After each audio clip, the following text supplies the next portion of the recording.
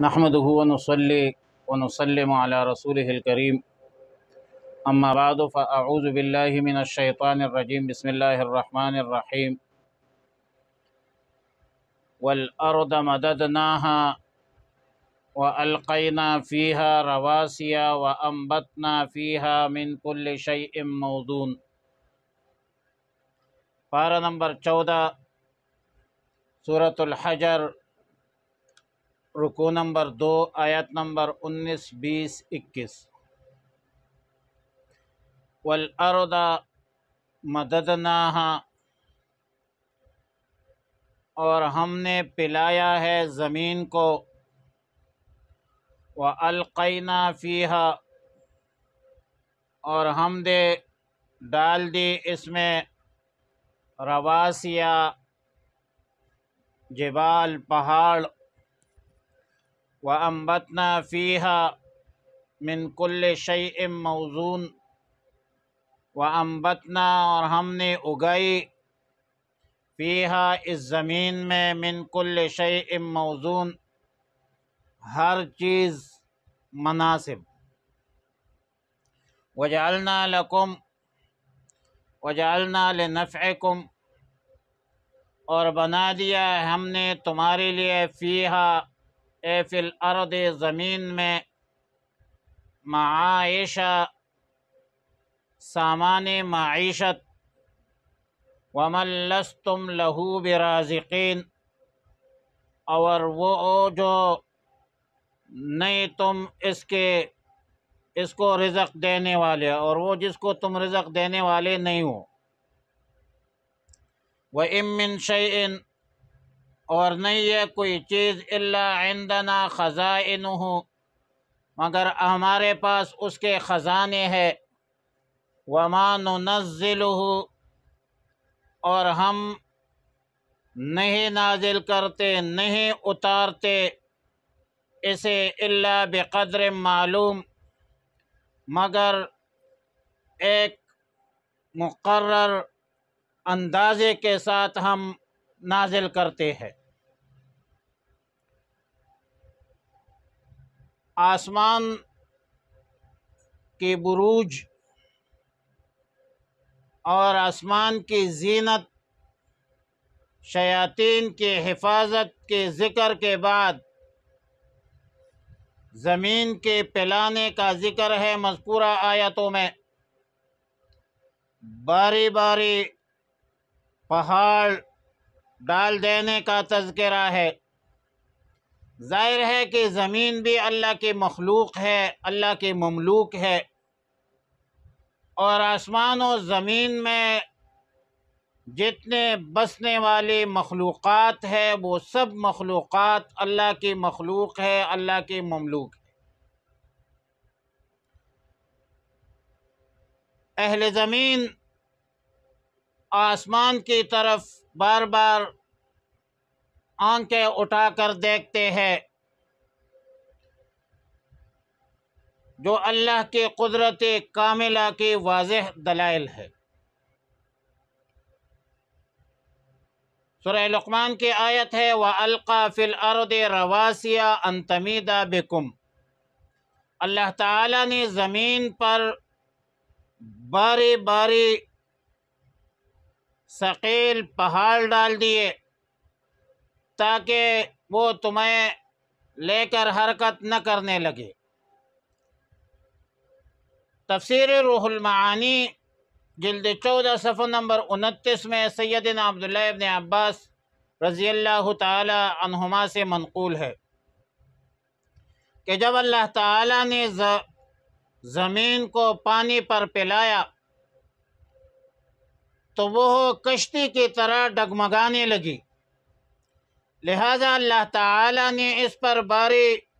پہاڑ پیدا فرما دیے تاکہ حرکت نہ کرے۔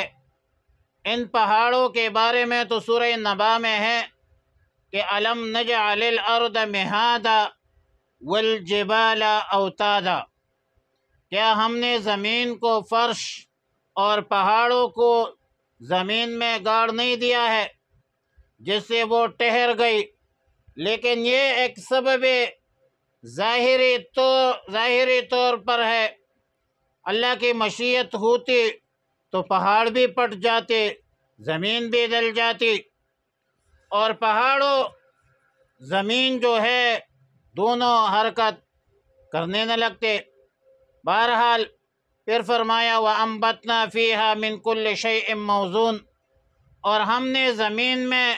ہر قسم کی چیز ایک معین مقدار سے اگائی ہے۔ موزون کے بارے میں امام علامہ آلوسی رحمۃ اللہ علیہ تفسیر روح المعانی میں لکھتے ہیں موزون اے مقدر بمقدار معین تقتضیہ الحکمت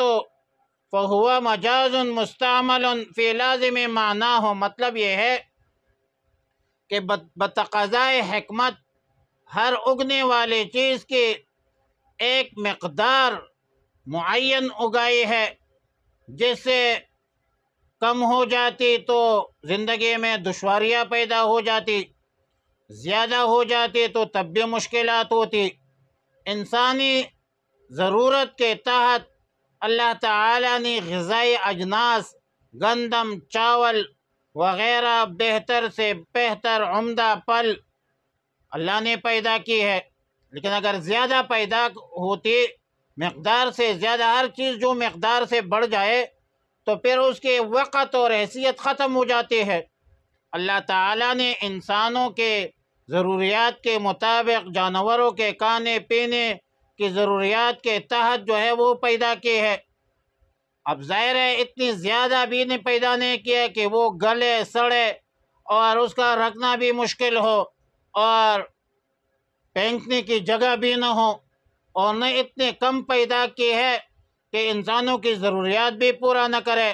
معلوم ہوتا ہے کہ اللہ تعالیٰ کی قدرت میں تو یہ بھی تھا کہ جن دانوں جن پلوں پر انسانی زندگی موقوف ہے ان کو اتنا زیادہ پیدا کر دیا کہ ہر شخص کو ہر وقت ہر جگہ مل جایا کرتے، بے فکر سے استعمال کرنے کے بعد بڑے بڑے ذخیرے بناتے، لیکن یہ ذخیرے انسان کے لیے عذاب بن جاتا،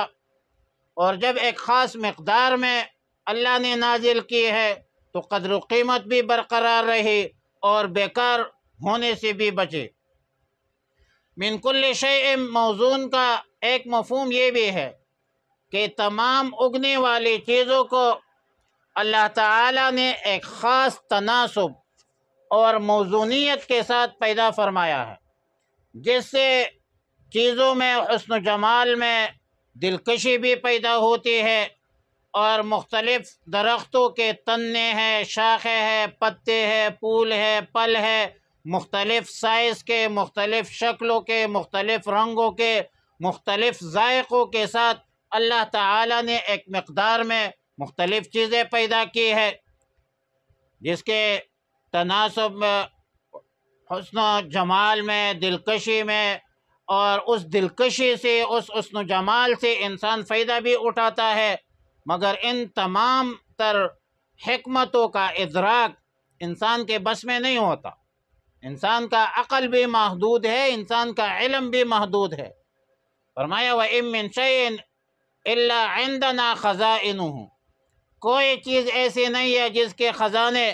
ہمارے پاس نہیں ہے یا جو ہمارے قبضے قدرت میں نہیں ہے۔ وَمَا نُنَزِّلُهُ إِلَّا بِقَدْرٍ معلوم، اور ہم اس کو صرف بقدر معلوم نازل کرتے ہیں۔ اس میں یہ بتلایا گیا کہ اللہ تعالیٰ کی قدرت بہت بڑی ہے، جو کچھ پیدا ہوتا ہے اس اللہ کی مشیت سے، ارادے سے پیدا ہوتا ہے، اور اللہ کی حکمت کے مطابق پیدا ہوتا ہے۔ اللہ کی قدرت ظاہر ہے کہ غیر متناہی ہے۔ مخلوق کو رزق دینے، کھلانے پلانے کے لیے اللہ کو کسی میزانیہ یا بجٹ کی ضرورت نہیں ہے۔ اللہ تعالیٰ کے قبضۂ قدرت میں بے انتہا خزانے ہے۔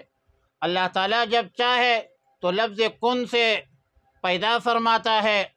اور تمام مخلوقات کو اللہ رب العالمین اپنے فضل و کرم سے رزق دیتا ہے، مسلمان کو بھی دیتا ہے، کافر کو بھی دیتا ہے۔ کتنے ہزاروں قسم مخلوقات ہے تمام مخلوقات، حیوانات، نباتات، جمادات، کتنے مخلوقات ہے، فرمان بردار ہے، نافرمان ہے، سب کو اللہ رب العالمین اپنے فضل و کرم سے رزق دیتا ہے۔ هو الرزاق ذو القوت المتین، یہ اللہ کی صفت ہے رزق۔ وہ سعدی نے کہا تھا، شیخ سعدی بابا نے، کہ اے کریمی کے از خزانہ غیب گبر و ترسا وظیفہ خورداری، دوستارا کجا کنی محروم تاکہ با دشمنا نظرداری۔ وآخر دعوانا الحمدللہ رب العالمین۔